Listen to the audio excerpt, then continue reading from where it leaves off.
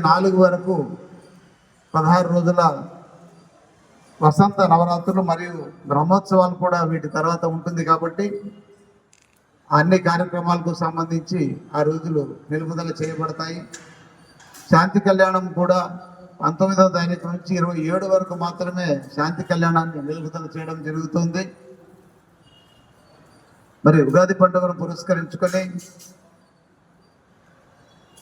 ఒక ఇతర సేవలు కూడా మొదటి రోజున అరగంట ఆలస్యంగా ప్రారంభం చేయబడతాయి. 7:30కు మొదలు కావలసినటువంటి సేవా కార్యక్రమాలు 8 గంటలకు ప్రారంభమవుతాయి. ఇక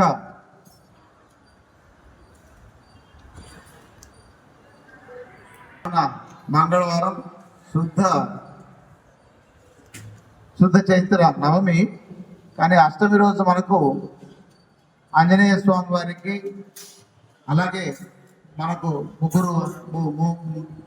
మూడు వైపులా ఉన్నటువంటి ఆంజనేయ స్వాములైన క్షేత్రపాలక ఆంజనేయ స్వామి, అమ్మవారి గుడిలో ఉన్నటువంటి ఆంజనేయ స్వామి, ఘాట్ రోడ్డు వద్ద ఉన్నటువంటి ఉపాలయం ఆంజనేయ స్వామి వారికి, మరియు అలాగే అమ్మవారి మెట్ల వద్ద ఉన్నటువంటి ఆంజనేయ స్వామి వారికి అభిషేకము, ఆకు పూజ నిర్వహించబడతాయి.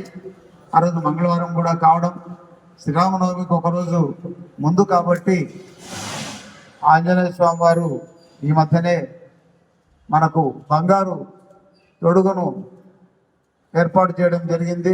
చాలామంది భక్తులు ఆ ఆలయాన్ని చూసి ఇంతకాలంగా అలాగే ఉన్న ఆలయం ఇప్పుడు అటు వెండి తొడుగు, బంగారు తొడుగుతో ఆంజనేయ స్వామి వారు చాలా చక్కగా, చాలా గొప్పగా ఉందని, అలాగే అపరాజితా దేవికి కూడా మనం ఎన్నో సంవత్సరాలుగా ఉన్నటువంటి అపరాజితా దేవి చాలా మరి ఒక సహజమైనటువంటి వృక్షం దేవాలయం మధ్యలో ఉండడం, ఆంజనేయ స్వామి వారు అపరాజిత అమ్మవారు కూడా అక్కడ కొలు ఉండడం చాలా విశేషము.